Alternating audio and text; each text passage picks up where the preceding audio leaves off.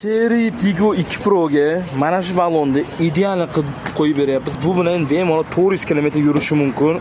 Bu avtomobilimiz MPI motor bilan jihozlangan. Shuning uchun propan qo'ysangiz mazza qilasiz. Ya'ni tortishi kuchi 95 aktan beradi. Siz 95 benzinda yurganda yurasiz. Atiga 200 ming, 220 ming so'm pulga bemalol 400 km dan oshib yursangiz bo'ladi. Faqatgina tanlovda to'g'ri qilishingiz kerak. Oldi jihozlar 4-paketini eng arzon narxlarda ustanovka qilib beryapmiz. Bu tomonda Nexia bir avtomobilimizda zamin xizmat, ya'ni metanni yechdik, endilikda propan ustanovka qilib beryapmiz. Malibu Premier avtomobilimiz.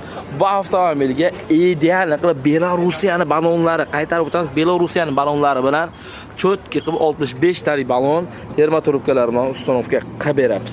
Narx-navoz qiziq bo'lsa, qaytarib o'tamiz. Bemalol telefon qilib bilsangiz bo'ladi.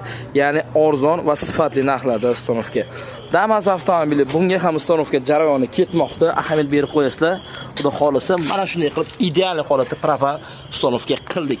Ko'pchilik so'rashadi bizdan, Damasga qo'ysak hidi chiqadimi? Yo'q, agarda original reduktorlar va montajlarni idealni qilsangiz, ustanovkani to'g'ri qilsangiz, hech qachon hidi chiqmaydi. Garantiya bilan kafolatli ustanovka qilib beramiz. Cobalt avtomobili, legenda Cobalt avtomobilimizga ham hozirgi vaqtga ustanovka. Ya'ni agar 47 talik qo'yadiganimizda 400 dan oshiq, 65 talik qo'yadiganimizda silindroniy unda 700 km bez problema yuradi. Xo'p, bu tomondagi Cobalt avtomobilimizga ham xuddi shu xizmat taglan shumka qilgan holatda idealni qilib 4-paketni eng arzon narxlarda sizga taklif qilib qolamiz.